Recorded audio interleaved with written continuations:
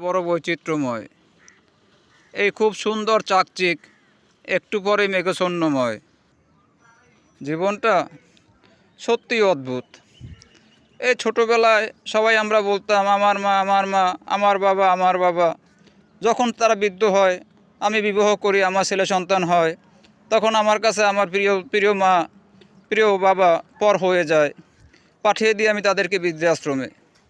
এবং আমরা বৃদ্ধাশ্রমে শুধু পাঠিয়ে শান্ত হই না, মসজিদে হুজুরে দিয়ে দোয়া করাই যেন বাবা মা বৃদ্ধ হয়েছে সে যেন তাড়াতাড়ি মরতে পারে। এই ঝামেলা আর ভাল লাগে না। অথচ একটিবার চিন্তা করি না যে কাল যখন আমার সন্তানটি বড় হবে, সেও তো আমাকে আবার বৃদ্ধাশ্রমে পাঠিয়ে দেবে।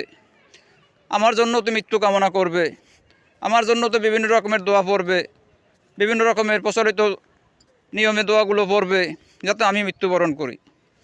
একটা জিনিস লক্ষ্য করেন, পশ্চিমা বিশ্বের বৃদ্ধাশ্রম আজ আমাদের দেশে প্রতিটি জেলা শহরে বিদ্যমান।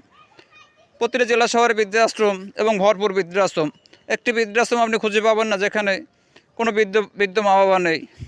আর সমস্ত বৃদ্ধ মা বাবাগুলোই তার সন্তানদের জন্য সেখানে বসে দোয়া করে, কিন্তু সন্তানগুলো নিজ বাসভবনে বসে বড় বড় অট্টালিকার মাঝে থেকে তার স্ত্রী সন্তানদেরকে নিয়ে বিলাসিতা করে।